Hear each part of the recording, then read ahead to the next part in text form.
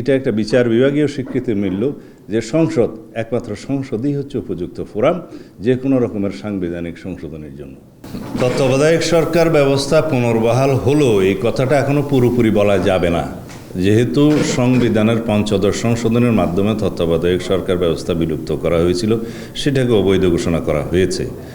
কিন্তু ইতিপূর্বে অ্যাপিলেট ডিভিশনে জাস্টিস, আমরা বলি জাস্টিস খায়রুল হক, যে তত্ত্বাবধায়ক সরকার ব্যবস্থাকে উড়িয়ে দিলেন, সেটা রিভিউতে ফাইনাল জনগণের পক্ষে আসলে তখন এক্স্যাক্টলি তত্ত্বাবধায়ক সরকার ব্যবস্থা পুনর্বহাল হবে। তা আমরা আশা করি সেটা হবে। এবং তত্ত্বাবধায়ক সরকার ব্যবস্থার বাইরে 2014, 18 এবং 2024-এর যে একটা ভোটারবিহীন আর একটা রাতের ভোট আর একটা হচ্ছে ডামি ভোট, যেটা এই বিষয়ে যদি আদালতের কাছে কেউ কোনো রকমের আবেদন করে তখন আদালত এটা বলতে পারবে। সংবিধান সংশোধনের এখতিয়ার বিচার বিভাগীয় স্বীকৃতি দেয়া হয়েছে এই রায়ে, কিন্তু যে সমস্ত বিষয় আদালত অসাংবিধানিক এবং সেটা অবৈধ ঘোষণা করা হয়েছে, সেই বিষয়গুলো আসলে সংবিধানের বেসিক স্ট্রাকচার, গণতন্ত্রকে ধ্বংস করে দেওয়া হয়েছিল এবং ক্যারেক্টারটা পাল্টে দেওয়া হয়েছিল। সেই জন্য এটা সুপ্রিম কোর্ট অলওয়েজ সংবিধানের ব্যাখ্যা প্রদানকারী হিসেবে সাংবিধানিক স্বীকৃতি আছে আর কি। অনলি সুপ্রিম কোর্টই যে কোনো এনাক্টমেন্ট পার্লামেন্টে যেটা পাস হয় এবং সংবিধানে যেটা পরিবর্তন হয় সেটা সাংবিধানিক কিনা সেটা ইন্টারপ্রিট করার ক্ষমতা সুপ্রিম কোর্টের। এটা সাংবিধানিক স্বীকৃতি। সেই হিসাবে কোর্ট মনে করেছে যে তত্ত্বাবধায়ক সরকার ব্যবস্থা যেটা ইন্ট্রোডিউস করা হয়েছিল, আমরা করেছিলাম, সেটা বেসিক স্ট্রাকচার হিসাবে স্বীকৃতি দিয়ে বলা হয়েছে এই বেসিক স্ট্রাকচার অর্থাৎ গণতন্ত্রকে ধ্বংস করে দেওয়া হয়েছিল, সেই জন্য এটাকে বেসিক স্ট্রাকচার ঘোষণা দিয়ে এটাকে পুনর্বহালের কথা বলা হয়েছে এবং সেই সংশোধনীগুলো বাতিল করা হয়েছে। 25 বছরের ওয়ারেন্টিযুক্ত দীর্ঘস্থায়ী দরজা প্রোটেক্টর, আধুনিক ও মজবুত দরজা। বাকি যেটা supreme judicial council 96 article, supreme judicial কাউন্সিলের ইন্ট্রোডাকশনটা হয়েছিল 5th অ্যামেন্ডমেন্টে শহীদ রাষ্ট্রপতি জিয়াউর রহমানের সময়ে। সেইটাকে বিচার বিভাগের একটা রক্ষা কবচ হিসাবে দেখা হয়।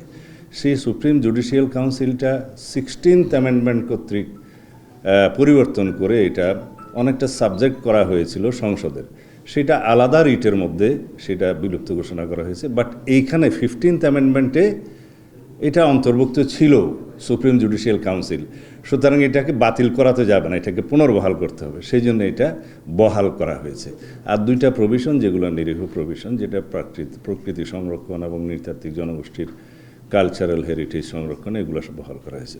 বাট যে 6টা বিষয় অ্যাড্রেস করা হয়েছে, যেমন আমি বললাম তত্ত্বাবধায়ক সরকার সংক্রান্ত আর রেফারেন্ডাম সংক্রান্ত যে বিষয়টা গণভোট, যেটা আর্টিকেল 142-তে উল্লেখ করা ছিল যে সংবিধানের আর্টিকেল 8 যে রাষ্ট্র পরিচালনা মূলনীতি এবং আর্টিকেল 48, 56 এবং 142 ইটসেলফ, এই ধারাগুলোতে কোনো পরিবর্তন আসলে সংবিধানে বলা আছে রেফারেন্ডাম লাগবে।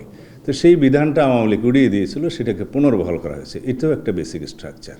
আর অন্যান্য বিষয় যেগুলো 7A and B, যে সংবিধানের 1/3 প্রস্তাবনা এবং কিছু তফসিল যেগুলো আওয়ামী লীগ তার রাজনৈতিক খাতিয়ার হিসেবে ওখানে সংযুক্ত করেছিল, পরিবর্তন করেছিল, এগুলোকে ডিক্লেয়ার করা হয়েছিল যে এটা অপরিবর্তনীয়।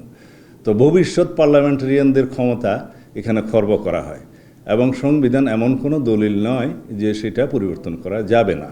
সুতরাং এটাকে অবৈধ ঘোষণা করে এগুলো বিলুপ্ত করা হয়েছে। 7A and B এবং 7A-কে বলা হয়েছে যে আর্টিকেল 7 হচ্ছে supremacy of the constitution declared, সেইটাকে বহাল রাখা হয়েছে। তো এই বিষয়গুলো আদালত সংবিধানের সাথে সাংঘর্ষিক বিধায় রায়ের মাধ্যমে এগুলো অবৈধ ঘোষণা করা হলো। আর যে সমস্ত আইন প্রধানত পার্লামেন্টে পাশ হয়, সেটাতে যদি কোনো রকমের কোনো অসাংবিধানিক বিষয় থাকে, সেটা ইন্টারপ্রিট করার সবসময় ক্ষমতা সুপ্রিম কোর্টের সাংবিধানিকভাবে। তো এই বাকি জিনিসগুলো মাননীয় আদালত সংসদের উপরে এই জন্যই ছেড়ে দিয়েছেন যে ওখানে কিছু রাজনৈতিক সিদ্ধান্তের বিষয় আছে বলে আদালত হয়তো মনে করেছেন। সুতরাং রাজনৈতিকভাবে নির্বাচিত পরবর্তী সংসদ একটি নির্বাচিত সংসদেরই কর্ম যাবতীয় সংশোধনী বিবেচনা করার। আমরা এটাকে অ্যাপ্রিসিয়েট করি এইভাবে আপনার প্রশ্নের উত্তরে যে এটা একটা বিচার বিভাগীয় স্বীকৃতি মিলল যে সংসদ, একমাত্র সংসদই হচ্ছে উপযুক্ত ফোরাম যে কোনো রকমের সাংবিধানিক সংশোধনের জন্য।